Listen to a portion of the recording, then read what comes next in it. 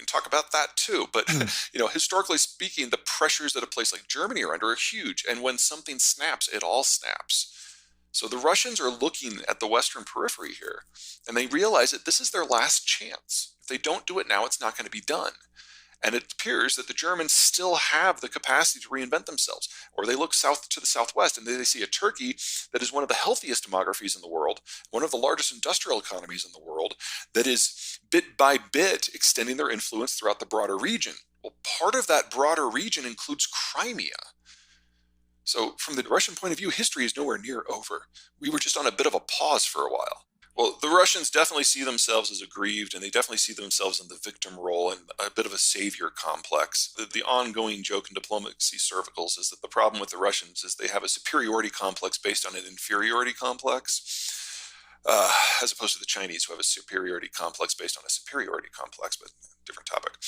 It doesn't require any facts for the Russians to feel aggrieved. They have this long historical diatribe from their point of view about all the people and all the countries that have done them wrong over the ages. And, in half the cases, at least, they've got a pretty good point. So especially once you constrict any other sources of information, the Russians are going to broadly believe what is on television, especially if they're over age 35, because they've got some memories of what it was like, both in the, if not the Soviet period, certainly the post-Soviet collapse, and there's plenty of angst to play on. I don't think that this war could have ever been averted unless NATO and the EU would have been a very different place, and that would have required different decisions around the end of the Cold War. We're far past that. When I look at a map, and let's assume for the moment that the Russians conquer all of Ukraine and stop, that doesn't solve their problem. That gives them a large-scale occupation, but does not solve and a big problem, 45 million people that you have to corral and control. But it actually makes their borders less stable because they have even longer borders that are even less secure. So if this is the end of it, this is really stupid. That's why I don't think they're going to stop here. It just fits the pattern of plugging the gateways one at a time. And I think what you'll see is once Odessa falls, the troops that are in Transnistria, which is this little sliver of a statelet that the Russians have backed since the 90s in eastern Moldova, I think that the troops in Transnistria are going to assist in the attack on Odessa. And once Odessa falls, the Russians will then be able to send regular forces all the way from their border in the east, the far eastern side of Ukraine, through that southern corridor by Mariupol, by Crimea, into Odessa, and then into Moldova. And I think that is going to wake up a lot of people about just how big their ambitions are here. And once that happens, everyone's going to have to redo the math and realize that the Russians really are in this with everything they have. Now, in the White House, I think there's a recognition that that has already happened. And so that's why we're seeing more forces going to Europe. We have a number of troops that have relocated. We have now abrogated every deal that we had with the Russians during the 90s, the 2000s, and the 2010s about not stationing forces in the eastern frontier.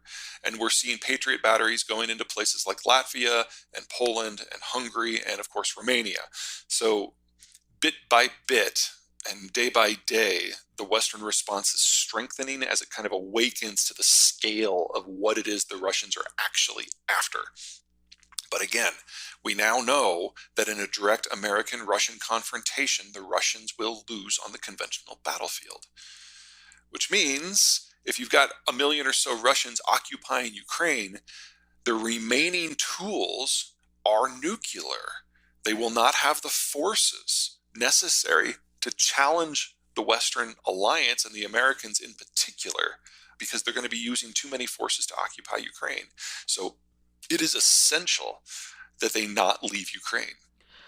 They would have to control all of Ukraine's borders in order to get that. Now, by taking out Odessa, which is the primary port, that will really help restrict what the Turks are sending.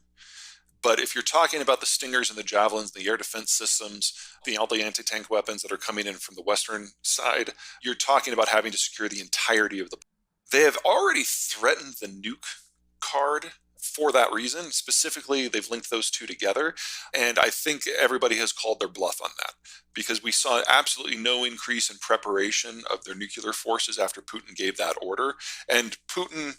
specifically, the Russian leadership in general has done this from time to time So all the people that I know who are in the defense space are like, yeah, we take it seriously because it's nukes. But we didn't see any change. So we're watching, but we're really not overly concerned about that at this point. Yeah, also 5 months into the Putin administration back in 2000, they shifted their nuclear posture back to a first strike posture. Right. So this is something that has always been on the table. This is always something that's always been part of the discussion process. One of the many reasons why I really would like to keep this all done in Ukraine. There was a second question you had in there that I first the weapons. As long as it is a non-static weapon system, especially if it's man-portable, I don't think the Russians are going to do anything because there's really nothing that they can do. The only thing they can really do is bomb Poland.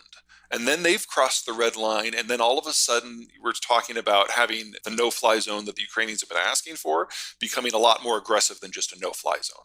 We're talking about the United States then neutralizing air assets in Russia proper. And the Russians are very certain that that would not be a good thing. So they're just taking it on the chin here. And they're going to take it on a lot more over the course of the next month. Because when this war started, the Ukrainians only had a handful of Stingers. Only the ones that have been transferred from the Baltic republics. Well, American Stingers are now flooding in. And so in the next week or 3, we're probably going to see a dramatic uptick in the casualty rate for the Russian Air Force because all of a sudden the Ukrainians are going to be armed and able to do it. So this is going to get a lot bloodier on the Russian side as well in the very near future. Now, cyber, we were certainly expecting wide-scale cyber attacks, no doubt. Hasn't happened. It appears, and again, there's a lot going on behind the curtain, so we're not sure, but it appears that the Russian state has no hacking capacity outside of the bot farm. And as soon as they were limited in their internet access, the bot farm can't do a whole lot. All the hacking, it seems, came from Russian criminal syndicates, and Russia can't command them like they were a state agency because they're crime syndicates.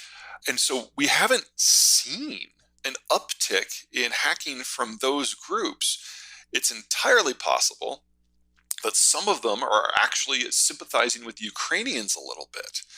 But again, this is one of those kind of broad spectrum things where our assessments of Russia just overinflated the threat so far. It's entirely possible that this is part of an incredibly complicated plan where they're trying to lure us into a false sense of security and then just blam us later. I don't know. Yeah, everything that we thought that they could do, they're not doing. So either they're holding it reserved for a later phase of the war or just our assessments were wrong.